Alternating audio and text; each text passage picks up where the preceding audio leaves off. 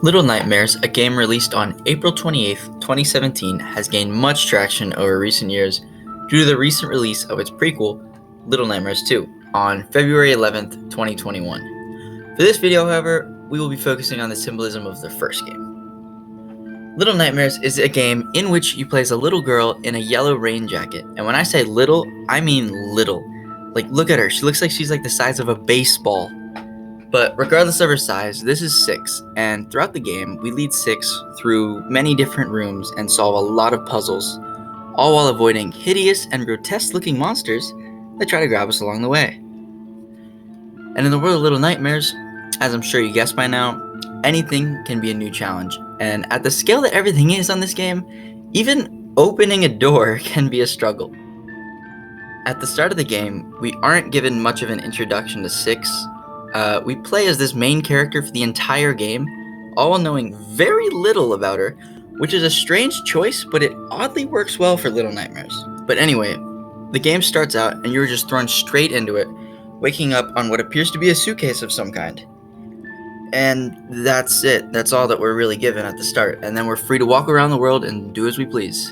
So firstly, throughout this game, there's a common theme of hiding from these big scary monsters that are trying to catch and eat you.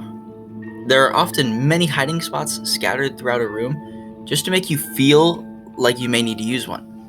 It's all about psychology, really, and when you're sneaking around different rooms or even right behind one of the monsters, you actually feel like you need to stay quiet in real life and that you're actually in danger, which is really scary. But there are a lot of theories and speculation as to what all the symbolism in Little Nightmares stands for. But the most common and most agreed upon theory is that Little Nightmares is actually an allegory for child abuse, which is shown through a number of different ways throughout the entirety of the game.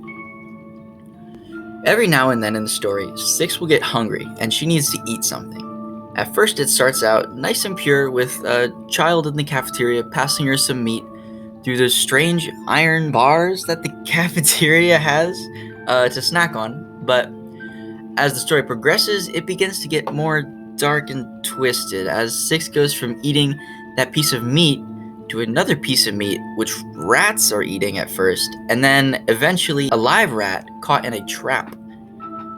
All these may seem normal to anybody who may be in the situation that Six is in, but after she eats the rat, it gets really dark to the point where she actually eats a gnome, which is these little pointy-headed cone-shaped looking dudes that have been her friend throughout the story for the most part. And we know this because you can go around and hug the gnomes whenever you see them in their little hidden rooms. What's even darker about Six eating the gnome is that he was offering her some food, and she chose to ignore the food and eat him instead.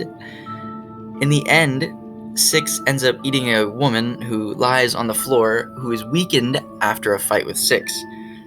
The hunger in the game is an obvious showing of child abuse because it shows the degradation of a child who is neglected and feels like they must live their life in the shadows. It symbolizes how an abused child will likely start out innocent, symbolized by the simple meat that Six eats, but eventually is stripped of that innocence and loops around to become the same monster that abused them. Other than this blatant call-out to child abuse, there are also scattered bits and pieces that symbolize it throughout the entire game. Some of these include an area where Six had to swim through a sea of small shoes that looked like they would fit someone her size, which at first appears to be a reference to the image of all the rings of those killed in the Holocaust, but is actually a call-out to the victims of child abuse. Another very well done scene in this game is after Six gets trapped and wakes up in a room full of cages with different children in them. Six instinctively curls up, showing how these victims may feel trapped and hopeless, but eventually she breaks out of the cage, which is also a symbolism, showing that there's an escape and there's a way out of the abuse. Another very overlooked piece of symbolism is actually on screen the entire game, and this is Six, the main character. The fact that she is so unusually small shows how those who are abused feel. They feel belittled, lower than everybody else. They feel tiny and insignificant, almost like vermin to everybody else.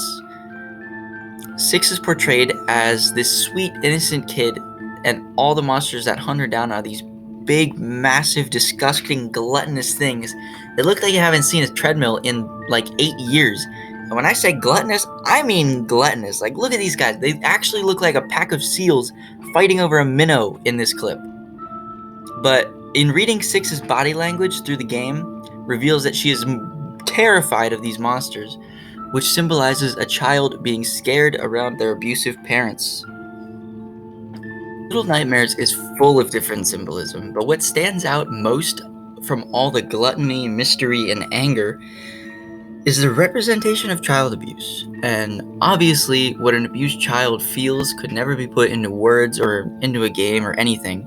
But Little Nightmares gives us a small glimpse into how terrifying this life may be.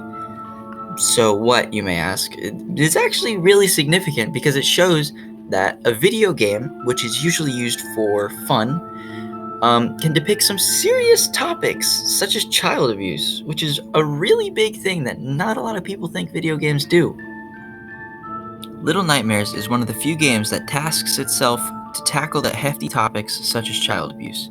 So next time you play Little Nightmares or the prequel Little Nightmares 2, try to dig a little deeper and find some hidden meanings in the game. There sure are a lot to find.